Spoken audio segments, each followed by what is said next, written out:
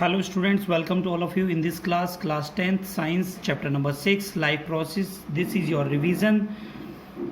Okay students, इस class में हम लाइफ प्रोसेस चैप्टर का रिवीजन करेंगे। हाफ चैप्टर का रिवीजन हम बच्चों पहले करा चुके हैं।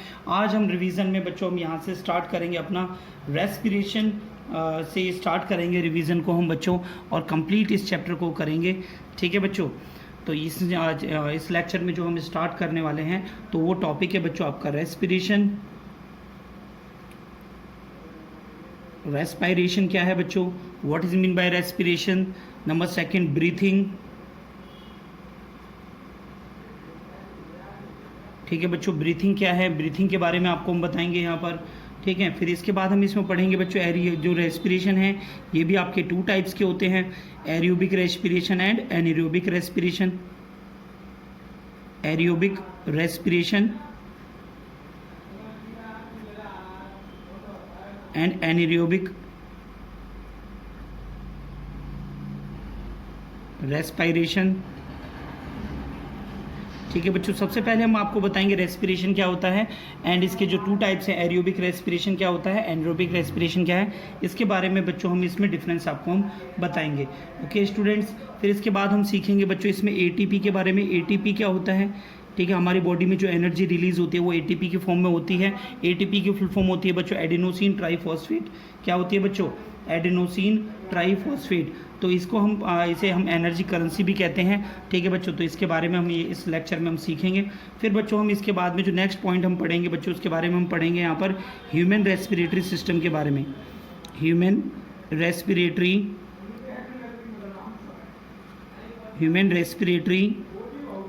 सिस्टम। ह्यूमन रेस्पिरेटरी सिस्टम किस तरीके से वर्क करता है, जो ह्यूमन बींग्स हैं, हम सभी हैं बच्चों, वो किस तरह से ऑक्सीजन लेते हैं और कार्बन डाइऑक्साइड छोड़ते हैं, कौन कौन से बॉडी पार्ट्स उसमें इंक्लूड होते हैं बच्चों, इसके बारे में मैं कंप्लीट इसमें हम समझाएंगे। ओके स्टूडेंट्स, जो भी आपके पार्ट्स इसमें आएंगे उसके बारे में हम इसमें समझाएंगे। ओके स्टूडेंट, तो जो भी हम इसमें समझाएंगे इसे हम बोलते हैं बच्चों मैकेनिज्म।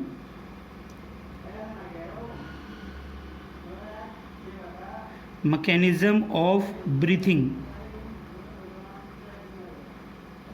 मैकेनिज्म ऑफ ब्रीथिंग बच्चों हम इसमें सीखेंगे। Okay students, mechanism of breathing में बच्चों जैसे आपका इनहेलेशन और एक्सहेलेशन आता है। ठीक है, तो नेक्स्ट पॉइंट बच्चों जो हम इस लेक्चर में हम सीखने वाले हैं, ठीक है बच्चों, तो इसके बाद जो हम लेक्चर में सीखेंगे इसमें हम respiration in plants. Respiration in plants के बारे में देखेंगे, प्लांट्स में रेस्पिरेशन कैसे होता है बच्चों, एंड एनिमल्स। कुछ एनिमल्स के रेस्पिरेशन के बारे में मैं इस लेक्चर में आपको समझाऊंगा। ओके स्टूडेंट्स, तो रेस्पिरेशन इन प्लांट्स किस तरह से ऑक्सीजन को रिलीज करते हैं, कार्बन डाइऑक्साइड को गेन करते हैं बच्चों, जैसे कि आपने फोटोसिंथेसिस रिएक्शन में पढ़ा होगा बच्चों। ठीक है, एंड नेक्स्ट लेक्चर में हम जो पढ़ेंगे बच्चों, इसमें हम पढ़ेंगे बच्चों यहाँ पर transportation in human being.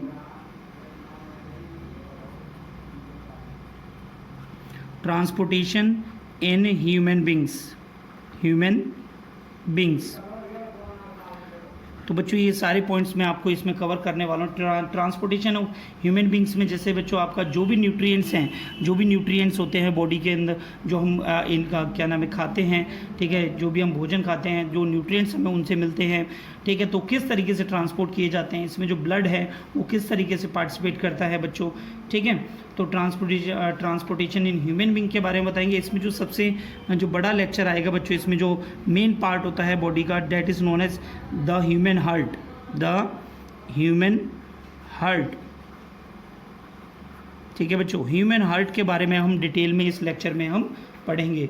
Okay students, चलिए स्टार्ट करते हैं अपने लेक्चर को। सभी बच्चे इसे नोट कर लीजिए, ये आपका इंडेक्स है, इन सभी पॉइंट्स को हम इस लेक्चर में कवर करेंगे। ओके स्टूडेंट्स, तो यहाँ तक आप इसे अच्छे से सीखेंगे इस लेक्चर में। Respiration, breathing. रेस्पिरेशन आपके 2 टाइप्स के हैं। ब्रीथिंग क्या होती है बच्चों, ब्रीथिंग और रेस्पिरेशन में क्या डिफरेंस है, ATP, human respiratory system, mechanism of breathing, respiration in plants and animals, transportation in human beings and human heart. Okay students, तो देखेंगे बेटा यहाँ से हम सबसे पहला पॉइंट आता है हमारा रेस्पिरेशन का। जैसे कि मैंने भी आपको बताया रेस्पिरेशन क्या है, इसके बारे में हम देखेंगे यहाँ पर। What is mean by respiration. Respiration क्या है, it is a catabolic process in which organic food oxidise to release energy.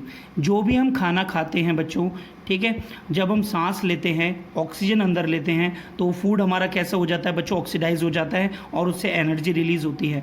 इस प्रोसेस को हम कहते हैं बच्चों रेस्पिरेशन। ठीक है बच्चों, food plus oxygen that is converted into carbon dioxide plus water and plus energy. Okay students, जैसे कि बच्चों फूड से हमें क्या मिलता है बच्चों, ग्लूकोज। क्या मिलता है बच्चों, ग्लूकोज। ठीक है, तो जो ग्लूकोज हमें मिल रहा है बच्चों यहाँ से, ठीक है, ग्लूकोज ऑक्सीजन के साथ मिक्स होकर तो जो रिएक्शन होती है बच्चों, ये आपकी carbon dioxide plus water plus energy में कन्वर्ट होती है। जो एनर्जी होती है बच्चों आपकी, वो एटीपी की फॉर्म में जनरेट होती है। ओके स्टूडेंट्स, तो यहाँ पर जो ग्लूकोज का फॉर्मूला है C6H12O6 और जो ऑक्सीजन उसको हम बैलेंस इक्वेशन करके मैंने आपको बताया हुआ है 6CO2 C6H12O6 plus 6O2 converted into 6CO2 plus 6H2O plus energy हमारी होती है एटीपी के फॉर्म में। ओके स्टूडेंट्स, तो रेस्पिरेशन क्या हुआ बच्चों, respiration it is a catabolic process, it is ए, बेटा साथ साथ बोलिए, अगर आप मेरे साथ में अगर आप पढ़ेंगे इस वीडियो को, अगर आप ध्यान से देख रहे हो तो अगर आप इसको बोल के पढ़ोगे तो आप बहुत जल्दी आपको याद होगा बच्चों। ठीक है, it is a catabolic process in which organic food is oxidise to release energy. ये कैटाबॉलिक प्रोसेस होती है जिसमें ऑर्गेनिक फूड आपके ऑक्सीडाइज होते हैं और एनर्जी को रिलीज करते हैं। ओके स्टूडेंट्स, नेक्स्ट पॉइंट को हम यहाँ पर देखेंगे, डेट इज़ नोन एज बच्चों ब्रीथिंग। ब्रीथिंग क्या होता है, ठीक है, it is mechanism by which organism obtain oxygen from the air and release carbon dioxide is called breathing। यानी मैकेनिज्म ऑफ टेकिंग ऑक्सीजन, ठीक है, ऑक्सीजन लेना फ्रॉम एयर से एंड रिलीज करना कार्बन डाइऑक्साइड को, इसे हम कहते हैं बच्चों breathing. Okay students, next point हम देखेंगे बच्चों यहाँ पर ब्रीथिंग क्या है और रेस्पिरेशन में डिफरेंस क्या है। बच्चों ये डिफरेंस आपका इंपॉर्टेंट पॉइंट है, ये आपका एग्जाम में आता है। ठीक है स्टूडेंट्स, तो आपको सबसे पहले ब्रीथिंग में क्या प्रोसेस है बच्चों, the process obtaining oxygen and releasing. ठीक है बच्चों, एंड रिलीजिंग आएगा बच्चों यहाँ पर, ये आपका पॉइंट यहाँ पे गलत है, इसको आप सही कर लीजिए बेटा। ये आपका आएगा बच्चों यहाँ पे रिलीजिंग। ठीक है स्टूडेंट्स,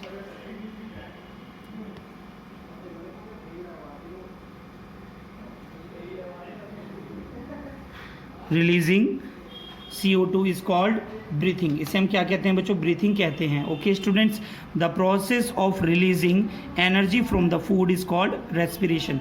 जो फूड से एनर्जी रिलीज होती है उसे हम रेस्पिरेशन कहते हैं बच्चों, और ऑक्सीजन लेना, कार्बन डाइऑक्साइड छोड़ना, इसे हम ब्रीथिंग कहते हैं। ब्रीथिंग हमारी फिजिकल प्रोसेस होती है। ब्रीथिंग कैसी होती है बच्चों, फिजिकल प्रोसेस होती है। एंड हमारी जो रेस्पिरेशन है केमिकल प्रोसेस होती है, इसमें रिएक्शन होती है, वो जो ग्लूकोज है कार्बन डाइऑक्साइड के साथ मिक्स होकर हमें एनर्जी प्रोवाइड कराता है। ओके स्टूडेंट्स, नेक्स्ट पॉइंट बच्चों हम यहाँ पर देखेंगे, energy is used in the breathing movement. हमें एनर्जी की ज़रूरत होती है ब्रीथिंग करने के लिए, बट रेस्पिरेशन में एनर्जी रिलीज होती है बच्चों। ठीक है, इस रिएक्शन में जैसे कि मैंने बताया एनर्जी रिलीज होती है। नेक्स्ट पॉइंट आता है बच्चों, it involve movement of the body parts.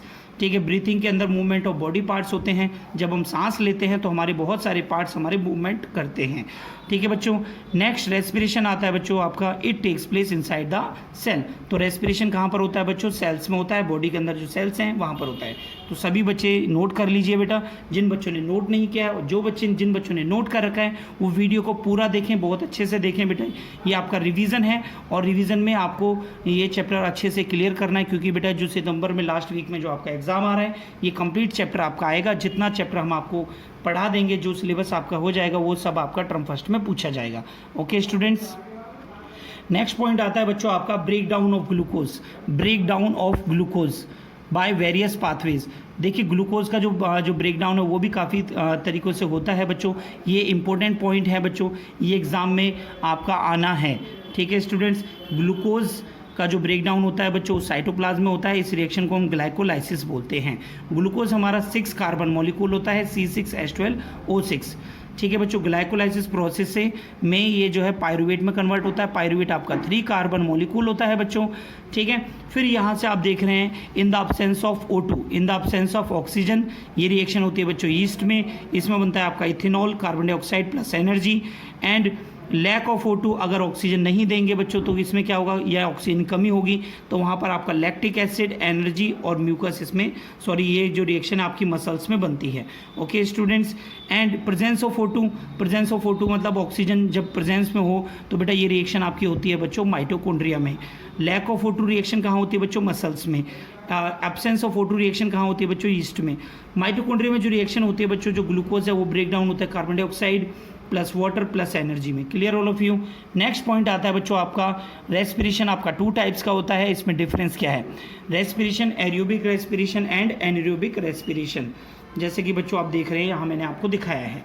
Okay student, बहुत इंपॉर्टेंट पॉइंट है बच्चों आपका, it takes place in the presence of oxygen. ठीक है बच्चों, aerobic respiration it takes place in the presence of oxygen.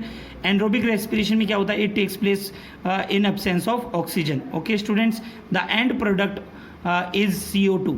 Aerobic respiration में carbon dioxide release होती है एंड वाटर रिलीज होता है प्लस एनर्जी रिलीज होती है, जो बच्चों मैंने आपको माइटोकॉन्ड्रिया में दिखाई थी बच्चों। ठीक है, carbon dioxide plus water plus energy. Anaerobic respiration का मतलब होता है अब्सेंस ऑफ ऑक्सीजन, यानी ग्लूकोज का ब्रेकडाउन होना, अब्सेंस ऑफ ऑक्सीजन है बच्चों। क्या क्या बन रहा था बच्चों? आपने देखा था इथेनॉल भी बन रहा है, लैक्टिक एसिड, ये भी लैक ऑफ O2 और अब्सेंस ऑफ O2 में बनता है बच्चों, प्लस एनर्जी ये मसल्स में होती है, प्लस CO2 आपका बनता है। तो बच्चों यहाँ पर मैंने आपको बताया the end product is ethanol, lactic acid and carbon dioxide plus energy. जो रिएक्शन होती है एरोबिक रेस्पिरेशन में, ग्लूकोज प्लस ऑक्सीजन मिलकर बच्चों carbon dioxide plus water plus energy बनाता है। एनरोबिक रेस्पिरेशन में बच्चों ग्लूकोज ऑक्सीजन की अब्सेंस में इथेनॉल बनाता है बच्चों। क्या बनाता है बच्चों? Ethanol plus carbon dioxide plus energy को ये रिलीज करता है। ओके स्टूडेंट्स, नेक्स्ट पॉइंट में बच्चों हम यहाँ पर देखेंगे glucose is completely break down. Glucose जो है वो आपका कम्प्लीटली ब्रेक डाउन होता है बच्चों किसमें? एरोबिक रेस्पिरेशन में। एनरोबिक रेस्पिरेशन में ग्लूकोज आपका कम्प्लीटली ब्रेक डाउन नहीं होता है, क्योंकि यहाँ पर ऑक्सीजन आपको पर्याप्त मात्रा में, इनफ अमाउंट में नहीं मिलती है। Okay students, large amount of energy is released into the aerobic respiration and small amount of energy release in anaerobic respiration. And in the last point आप देख रहे हैं बच्चों यहाँ पर, it occurs in all living organisms. ये सभी organism में होती है बच्चों एरोबिक रेस्पिरेशन। बट जो एनारोबिक रेस्पिरेशन है ये केवल कुछ पर्टिकुलर के बैक्टीरियाज वगैरह या फिर यीस्ट वगैरह में होती है, जैसे कि मैंने आपको यहाँ बताया है, it occurs in bacteria and yeast etcetera. Okay students, next point सीखेंगे बच्चों ATP के बारे में। ATP क्या होता है? जो एनर्जी रिलीज हो रही थी बच्चों अभी रेस्पिरेशन सिस्टम में, तो वो एनर्जी जो है किस तरीके से क्या है बच्चों? ये it refer to the nitrogenous compound. तो ATP जो है एक नाइट्रोजिनस कंपाउंड होता है, सभी बच्चे ध्यान रखेंगे। इसकी जो फुल फॉर्म होती है वो क्या है बच्चों? Adenosine try phosphate. सभी बच्चों को याद होनी चाहिए बच्चों, 1 मार्क्स का क्वेश्चन आपसे पूछा जा सकता है। जो ATP किस तरह से जनरेट होता है? The energy release during the cellular respiration. जो सेल्स के अंदर जो रेस्पिरेशन होता है वहाँ जो एनर्जी रिलीज होती है is immediately used to synthesize a molecule is called ATP। वो जल्दी ही तैयार करती है, बनाने में यूज़ करी जाती है ATP को। कैसे बनता है बच्चों? फ्रॉम द ADP से। ADP क्या है? एक इनऑर्गेनिक फॉस्फेट है ये। ADP plus inorganic phosphate, energy की प्रेजेंस में ADP इनऑर्गेनिक फॉस्फेट मिलकर आपका ATP जनरेट करता है। ओके स्टूडेंट्स, P4 यहाँ पर फॉस्फेट बताया गया है। ATP is used to fuel all other activities in the cell. यानी जो भी एक्टिविटी हमारी बॉडी के अंदर होती हैं बच्चों, जो सेल्स जो भी एक्टिविटी करते हैं, तो वहाँ पर जो ATP है वो यूज़ में आती है। यानी ATP क्या है बच्चों? एक एनर्जी है जो बॉडी के अंदर जो भी एक्टिविटीज़ हो रही हैं, जैसे nutrition, blood circulation, excretion, reproduction, जो भी जो सेल्स के अंदर जो एक्टिविटीज़ होती हैं, जो बॉडी हमारी यूज़ करती है, तो वो हमें जो एनर्जी मिलती है वो कहाँ से मिलती है बच्चों? ATP से मिलती है।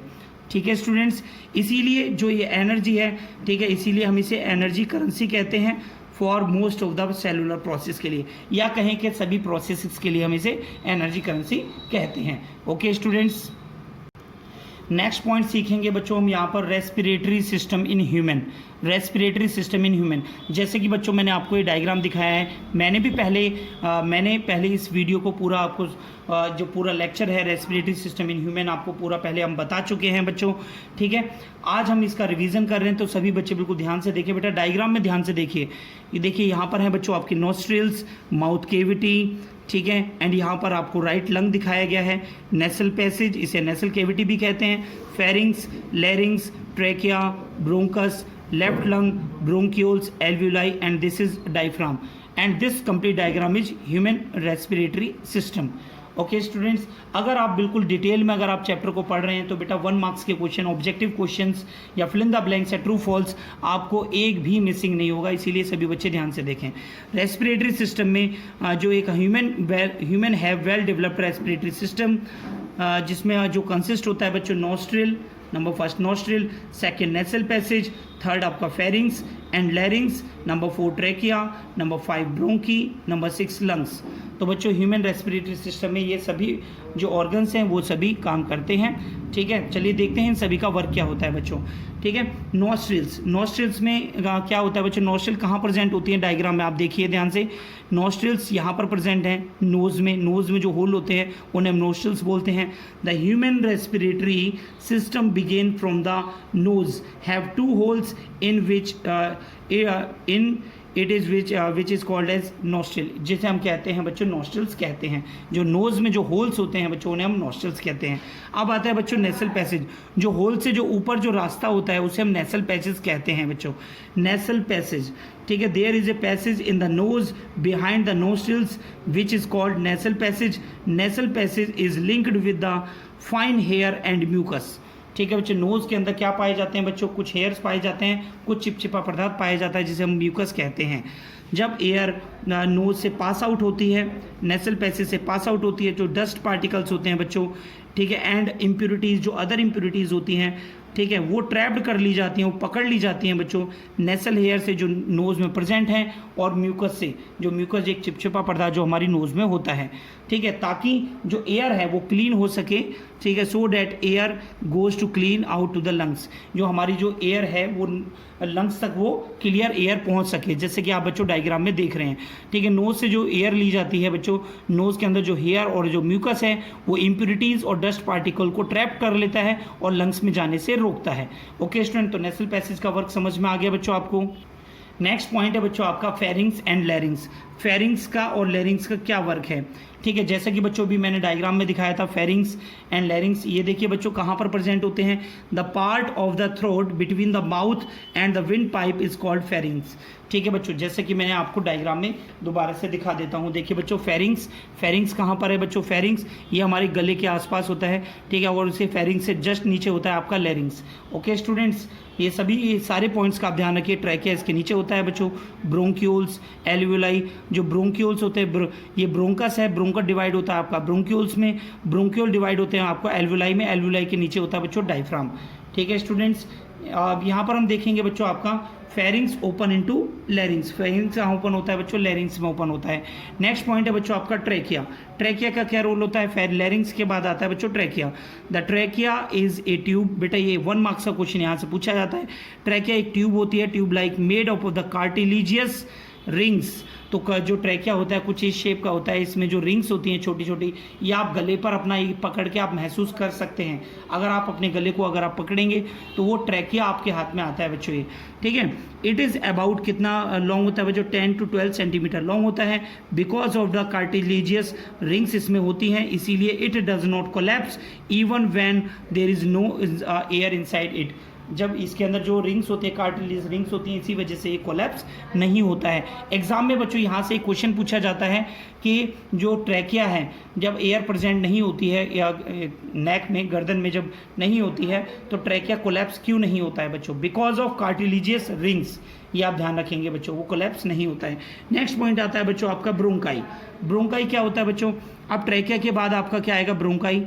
ठीक है, the trachea runs down to the neck and divide into the 2 smaller tubes, that is called as bronchi. Okay students, अब यहाँ पर आते हैं बच्चों आपके लंग्स। ठीक है, लंग्स के अंदर ब्रोंकाई आपके ब्रोंकस में टूटेंगे। ठीक है, और ये ब्रोंकाई से आपकी एल्वोलाई में कन्वर्ट हो जाएंगे। देखेंगे बच्चों यहाँ से, the 2 bronchi are connected to the lungs. The lungs lie in the chest cavity और द थोरोइड कैविटी। जो लंग्स होता है बच्चों कहाँ पर होता है, चेस्ट कैविटी में होता है, आप महसूस कर सकते हैं। ठीक है बच्चों, आपने डायग्राम में भी दिखाया था बच्चों मैंने आपको। The lungs are covered by 2 thin membrane is called pleura. ठीक है बच्चों, जो लंग है वो 2 थिन मेम्ब्रेन से कवर्ड होता है। ठीक है, वो प्रोटेक्ट करते हैं, उनको हम क्या बोलते हैं बच्चों, प्लूरा। यहाँ से 1 मार्क्स का क्वेश्चन बनता है बच्चों। ठीक है, जो लंग्स हैं वो किस थिन लेयर मेम्ब्रेन से कवर्ड होते हैं, that is known as pleura. तो सभी बच्चे ध्यान रखेंगे, इंपॉर्टेंट पॉइंट है बच्चों आपका ये। नेक्स्ट पॉइंट आप देखेंगे यहाँ से, each bronchus divide in the lungs to form a large number of still smaller tubes called bronchioles। ठीक है बच्चों। ईच ब्रोंकस आपका डिवाइड होता है बच्चों ब्रोंक्यूल्स में, ये लंग्स के अंदर डिवाइड होता है जैसे कि बच्चों मैंने डायग्राम में दिखाया था। और जो ब्रोंक्यूल्स हैं वो डिवाइड होते हैं बच्चों, smallest bronchioles have tiny air sac in their ends called alveoli, और वो एल्वुलाई में जो है कन्वर्ट होते हैं आगे जाने के बाद। एल्वुलाई का वर्क क्या होता है बच्चों? Alveoli is a place where the respiratory gases exchange. तो बच्चों ये इंपॉर्टेंट पॉइंट है, what is the place where respiratory gases exchange, तो that is known as alveoli. तो बच्चों ये पॉइंट जो मैं आपको बता रहा हूँ ये सभी बच्चों को ये ध्यान रहना चाहिए। ओके स्टूडेंट्स, नेक्स्ट पॉइंट आता है बच्चों आपका डायफ्राम। जो डायफ्राम है ठीक है वो लंग्स के नीचे होता है बच्चों। The thorax is separated from a abdomen by a muscular diaphragm। ठीक है बच्चों, जैसे कि मैंने भी आपको डायग्राम में दिखाया था। ठीक है, अब आता है बच्चों आपका next point, mechanism of breathing क्या है। मैकेनिज्म ऑफ ब्रीथिंग आपका 2 पार्ट्स में डिवाइड है बच्चों, जिसे हम इंस्पायरेशन और एक्सपायरेशन या इनहेलेशन और एक्सहेलेशन या ब्रीथिंग और ब्रीथिंग इन और ब्रीथिंग आउट कहते हैं। तो बच्चों मैकेनिज्म ऑफ ब्रीथिंग आपके 2 स्टेप्स होते हैं, या तो ब्रीथिंग, इंस्पायरेशन और इनहेलेशन, ये सभी एक ही पॉइंट है बच्चों। ब्रीथिंग आउट, एक्सपायरेशन और एक्सहेलेशन ये भी सभी एक ही पॉइंट हैं। एग्जाम में आपके किसी भी पॉइंट से आपको पूछा जा सकता है। ओके स्टूडेंट्स, तो फर्स्ट पॉइंट आता है बच्चों आपका इंस्पायरेशन। तो बच्चों जो ब्रोंक्यूल था वो आपका एल्वुलाई में कन्वर्ट हो गया था। एल्वुलाई किससे कनेक्टेड होती हैं बच्चों? कैपिलरी नेटवर्क से कनेक्ट होती हैं। ओके स्टूडेंट, इसी को हम बोलते हैं respiratory bronchioles. Okay student, diagram आपको समझ में आ गया होगा बच्चों ये। ठीक है, इंस्पायरेशन में क्या होता है? व्हेन वी ब्रीथ एयर, जब हम सांस लेते हैं, ठीक है, diaphragm contract and become flat. आप सांस को अंदर खींच के देखिए तो आप देखेंगे बच्चों जो आपका लंग्स का जो एरिया है वो उसमें हवा भर जाती है, और जो आपका जो डायफ्राम होता है वो जो है इस तरह से होता है और वो सिकुड़ जाता है ऐसे और आगे की तरफ फूल जाता है बच्चों। ठीक है, तो हम देख रहे हैं diaphragm contract and become flat, ribs move upward and outward. आप ये महसूस कर पाएंगे जब आप सांस लेके देखिए, जो रिब्स हैं, जो हमारी लंग्स के अंदर जो रिब्स हैं वो अपवर्ड आ जाती हैं और आउटवर्ड निकलने लगती हैं। The increase in the volume of थोरिक कैविटी, ये किसकी वजह से होता है बच्चों? कि थोरिक कैविटी यानी लंग्स के अंदर जो है हवा बढ़ जाती है। The air pressure in the lungs decreases, अब मोर एयर उसमें नहीं आ पाती है बच्चों, तो वहाँ पर प्रेशर जो है धीरे धीरे डिक्रीज करने लगता है। Air from the outside rushes into the lungs, और उसकी जो है एयर है ठीक है वो कहाँ पर आ जाती है बच्चों? वो लंग्स में आ जाने लगती है। नेक्स्ट पॉइंट आता है बच्चों आपका एक्सपायरेशन। एक्सपायरेशन क्या है? अब हम सांस छोड़ने, पहले हमने पढ़ा था बच्चों इनहेलेशन या इंस्पायरेशन, तो उसमें हमने सांस अंदर ली थी, ठीक है ना। एक्सहेलेशन में क्या होता है बच्चों? सांस को बाहर छोड़ते हैं, जैसे कार्बन डाइऑक्साइड को हम बाहर छोड़ रहे हैं। When we breathe out in air, तो क्या छोड़ते हैं बच्चों? कार्बन डाइऑक्साइड, ठीक है। उसके बाद डायफ्राम जो है रिलैक्स मोड पर आ जाता है एंड बिकम डोम शेप्ड, ठीक है। Rib cage move inward and downward, और जो रिब केज है वो धीरे धीरे नीचे आ जाता है। वॉल्यूम ऑफ थोरिक कैविटी जो है डिक्रीज करने लग जाती है, और एयर प्रेशर जो है लंग्स के अंदर इंक्रीज कर जाता है, ठीक है। वॉल्यूम आपका कम होता चला जाएगा, एयर प्रेशर वहाँ पर जो है इंक्रीज हो जाएगा, ठीक है बच्चों।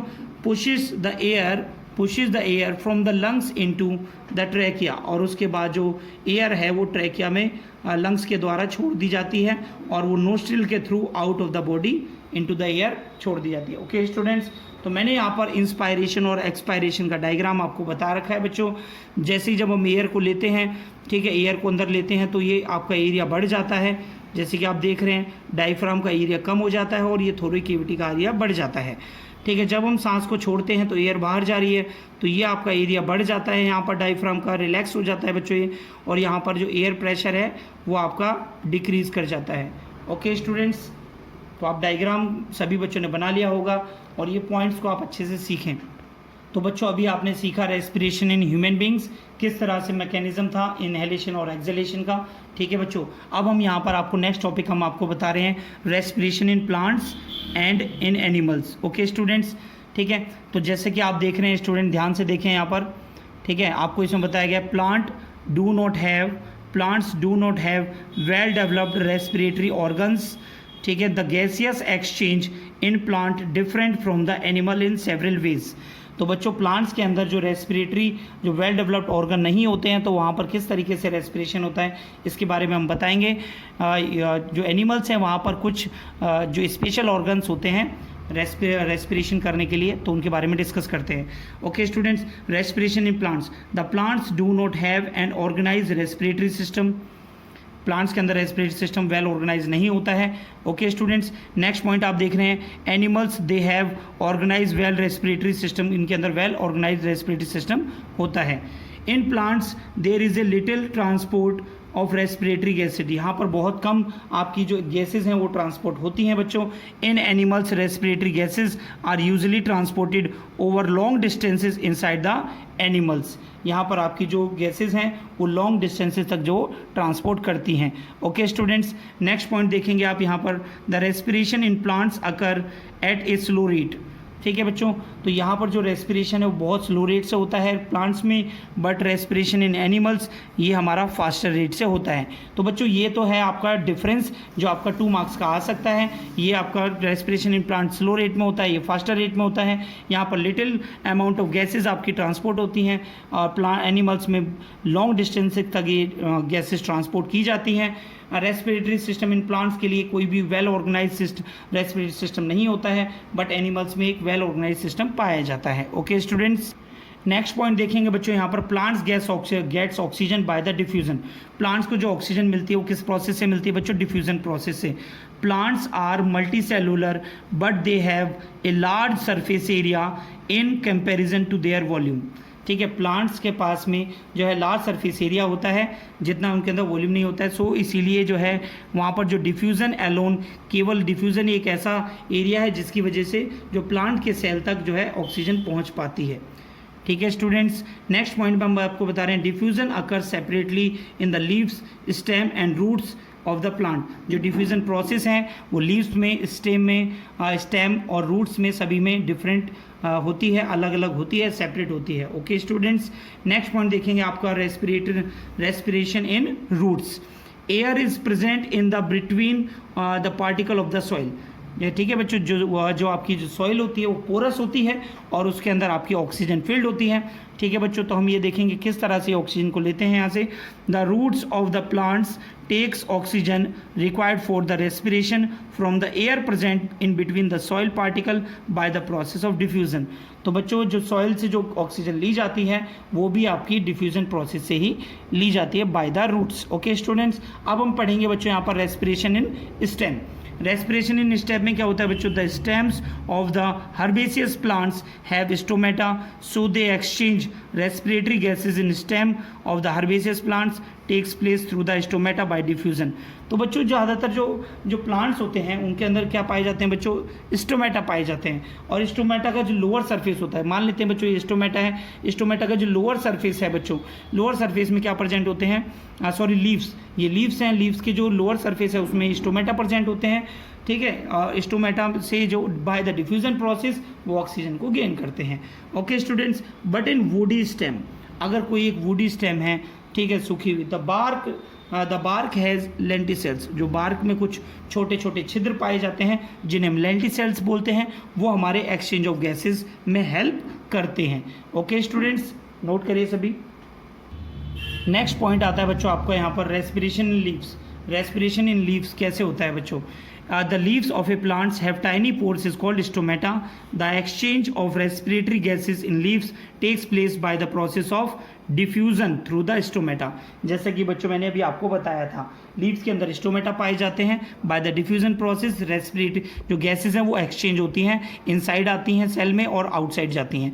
Okay students, during the day time and during the night time आपकी जो रिएक्शन होती है वो मैंने आपको यहाँ पर समझाई है। देखें बेटा, CO2 generated during the respiration, during the respiration यहाँ पर जो है ये डे टाइम में है, फोटोसिंथेसिस रिएक्शन होती है और इसमें ऑक्सीजन रिलीज होती है। Okay students, at the time of night there is no photosynthesis occurs and CO2 elimination starts. Okay students, next point है बच्चों आपका यहाँ पर रेस्पिरेशन इन एनिमल्स।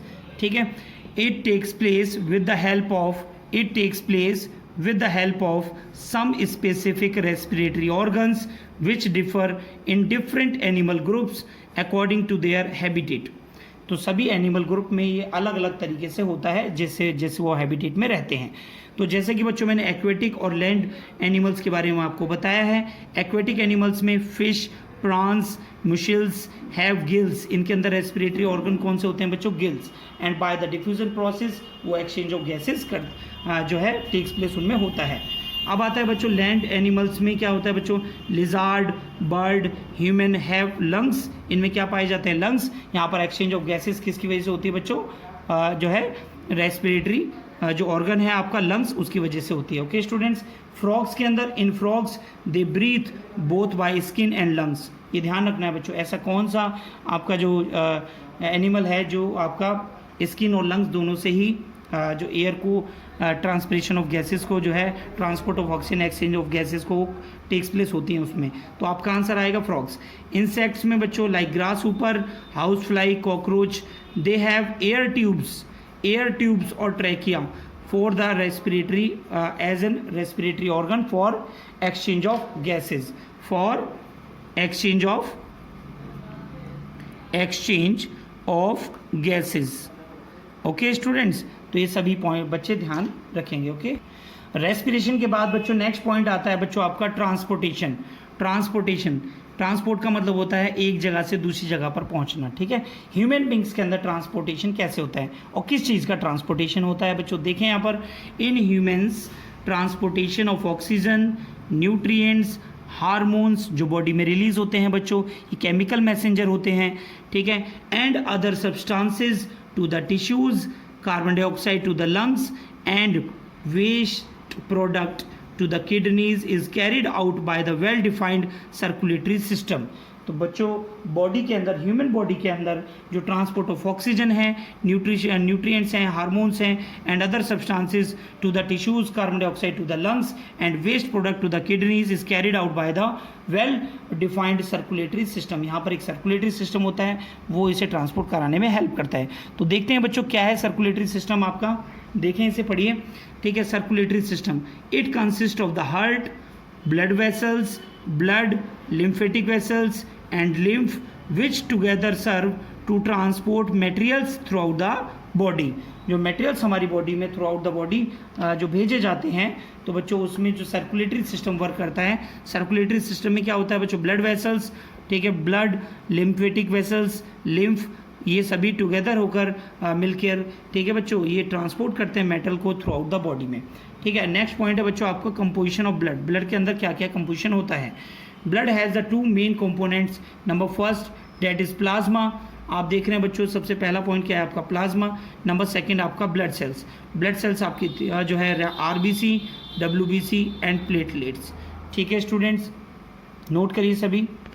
अब हम यहाँ पर बच्चों ब्लड के जो कंपोनेंट्स हैं उनको हम डिटेल में हम पढ़ेंगे।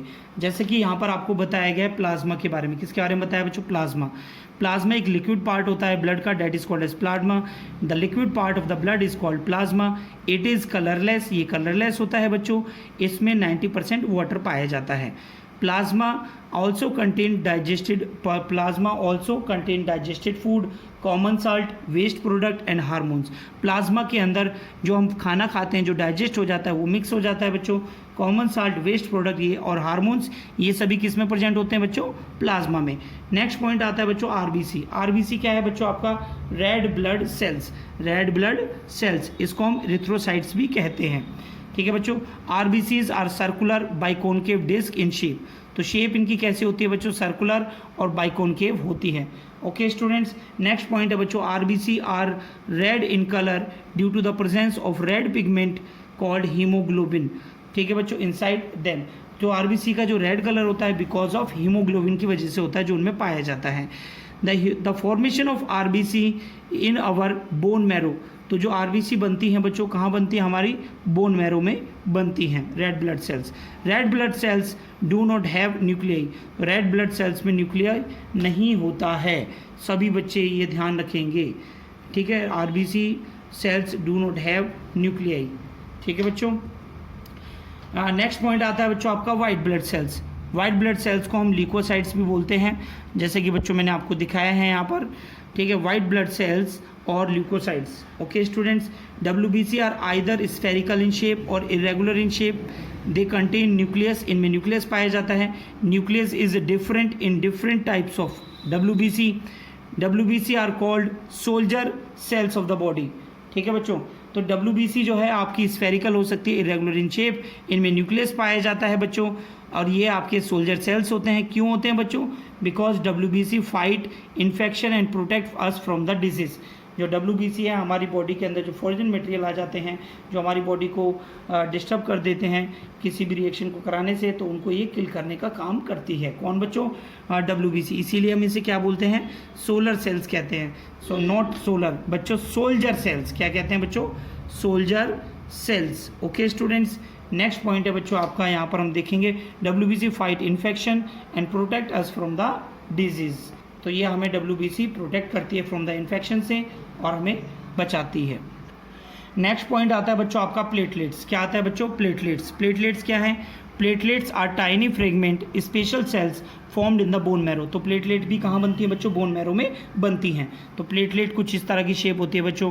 Platelet help in the coagulation of blood. तो बच्चों कोगुलेशन ऑफ ब्लड का क्या मतलब होता है? कोगुलेशन ऑफ ब्लड का मतलब होता है ब्लड का जमना इन ए कट और बाउंड। जैसे कि बच्चों आपने देखा है कि जब आपकी चोट लग जाती है, जब हमारी चोट लग जाती है बच्चों, तो उसमें क्या होता है, तो जहाँ पर हमारी बॉडी में चोट लगी थी वहाँ पर एक ब्लड का एक छोटा सा खुंट बन जाता है, हिंदी में जिसे हम बोल रहे हैं बच्चों, ठीक है। तो उसी को हम बोलते हैं खून का जो जमना होता है, वो जो खून जम जाता है उसे हम बोलते हैं कोगुलेशन ऑफ ब्लड, ठीक है। कहाँ पर होता है बच्चों? ये इन ए कट और बाउंड, ठीक है। तो दे आर कॉल्ड थ्रोम्बोसाइट्स, इन्हें हम थ्रोम्बोसाइट्स भी कहते हैं। Note, all the blood cells are made in bone marrow from the cells called stem cells, ठीक है। सभी जो ब्लड सेल्स हैं कहाँ पर बनती है बच्चों? बोन मैरो में, और जिन सेल से बनती हैं इन्हें हम स्टेम सेल्स कहते हैं। Functions of blood, it is an very important point according to the point of board exam. Okay student, तो सभी बच्चे ध्यान रखेंगे what are the function of blood.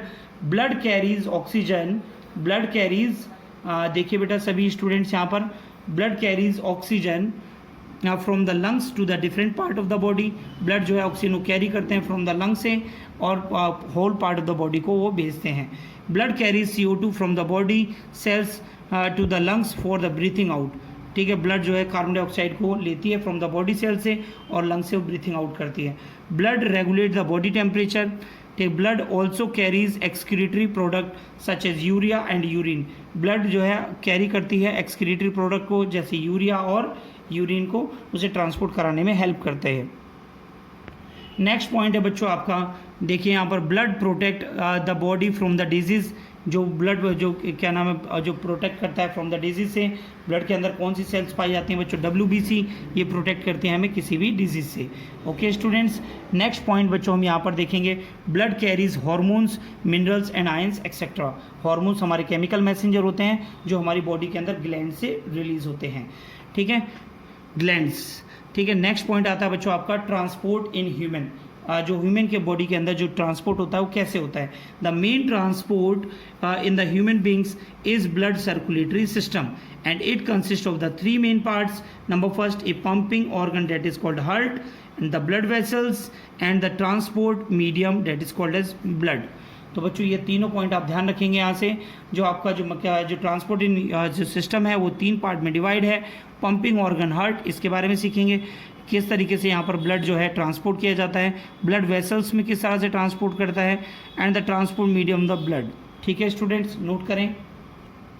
Next point आता है बच्चों आपका यहाँ पर the heart. The heart is the most important part of the circulatory system.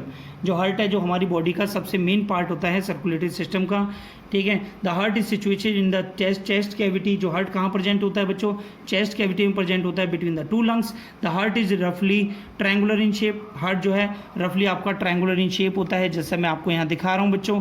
Heart is covered with A protective sheath is called pericardium.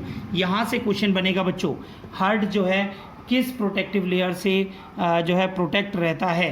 तो उसका नाम है बच्चों pericardium. It is made up of the special muscle that is called cardiac muscles, ठीक है। Heart जो है special muscle से बना होता है, कार्डिक मसल से। हार्ट के अंदर 4 चैम्बर होते हैं बच्चों, जैसे कि मैंने यहाँ पर रेड कॉलम में आपको दिखाए हैं। Left atrium, left ventricle, right atrium, right ventricle. Okay students, ठीक है। The upper 2 chambers of the heart are called atria and lower 2 chambers are called ventricles. देखिए अपर 2 चैम्बर्स आर कॉल्ड, इन्हें क्या बोला गया? ऊपर के 2 चैम्बर्स को हमें ये बोला गया है the upper 2 chambers of the heart is called atria. ये देखो राइट आर्ट्रियम और लेफ्ट आर्ट्रियम, और जो नीचे जो आपके चैम्बर होते हैं उन्हें हम वेंट्रिकल कहते हैं, लेफ्ट वेंट्रिकल और राइट वेंट्रिकल, ठीक है स्टूडेंट। ये आपका डायग्राम है किसका बच्चों? ह्यूमन हार्ट का। तो यहाँ पर ऑर्टा पर left pulmonary artery, left pulmonary vein, left atrium, ये आपको दिया है यहाँ पर बिल्स bicuspid aortic volume, left ventricle आपको बताया गया है। इंटरवेंट्रिकुलर सेप्टम के बारे में आपको बताया है, ठीक है। ये आपका इसे सेपरेट रखता है आपके वेंट्रिकल के पोर्शन को। इनर वेना या inferior vena cava, right ventricle, tricuspid valve, ठीक है, pulmonary valve and right atrium, right pulmonary area, veins and right pulmonary artery, superior vena cava. तो बच्चों ये आपका हार्ट का डायग्राम है। सभी बच्चे हार्ट के डायग्राम की प्रैक्टिस अपनी कॉपी में करेंगे, ठीक है। बोर्ड के एग्जाम में ड्रॉ करने के लिए आता है। ओके स्टूडेंट्स, नेक्स्ट पॉइंट है बच्चों आपका, the chambers of the heart are separated by partition is called septum. जैसे कि मैंने भी आपको डायग्राम में दिखाया था, जो चैम्बर्स होते हैं जो हार्ट के, तो वो सेपरेशन होते हैं, सेपरेटेड होते हैं किसी एक सिस्टम, एक पार्टीशन से, इसे हम सेप्टम कहते हैं। The septum present between the both atria is known as inter atrial septum. The septum present in between the ventricle, जो वेंट्रिकल नीचे की साइड में होते हैं, आर्टरियम ऊपर की साइड में होते हैं, ऊपर के स्पेस को हम बोलते हैं बच्चों इंटर आर्टरियल सेप्टम, और जो वेंट्रिकल को जो सेपरेट आउट करता है उन्हें बोलते हैं interventricular septa. Similar the septum present between the artery and ventricle called auricle ventricular septum. The atrium left is connected to the left ventricle, the left atrium जो है लेफ्ट वेंट्रिकल से connected है through the valve V1, ठीक है। Similarly और यहाँ पर एक वॉल्व V1 होता है बच्चों, अभी हम आपको दिखाएंगे। हार्ट के अंदर जो है आर्टरियम जो ओपन होता है वेंट्रिकल में, ठीक है, यहाँ पर एक जहाँ से ओपन होता है वॉल्व V1 होता है बच्चों वहाँ पर, ठीक है। Similarly the right atrium connected to the right ventricle through the another valve that is called as V2, ठीक है बच्चों। अनदर राइट वेंट्रिकल जो है खुलता है किसमें, राइट आर्टरियम में, ठीक है। तो ये आपका जो है V2 यहाँ पर वॉल्व होता है। ओके स्टूडेंट्स, नेक्स्ट पॉइंट है बच्चों आपका, दीज वॉल्व, इन वॉल्व का फंक्शन क्या है, these valve prevent the back flow of blood into the atria, ठीक है। ये बैक फ्लो ऑफ ब्लड को ये प्रिवेंट करते हैं, ठीक है। ये सभी बच्चे ध्यान रखेंगे। नोट पॉइंट बच्चों मैंने आपको बताया है, the right part of the heart contain always deoxygenated blood and the left part of the heart always contain oxygenated blood। The right part, जो राइट पार्ट होता है बच्चों हार्ट का, उसमें डिऑक्सीजन ब्लड होता है, and left part of the heart होता है उसमें आपका ऑक्सीजनेटेड ब्लड पाया जाता है। Okay students, and the remaining part we will clear into the next video, ठीक है। सभी बच्चों ने, जिन बच्चों ने वीडियो देख ली है, ठीक है, अगर आपको समझ में नहीं आया है तो आप एक बार और इस वीडियो को देखें, और जिन बच्चों ने नोट नहीं किया है वो कॉपी में इसे नोट कर सकते हैं। ओके स्टूडेंट्स, मिलते हैं आपसे नेक्स्ट वीडियो में और कंप्लीट करेंगे इसे चैप्टर को आपको नेक्स्ट वीडियो में। Okay students, thank you.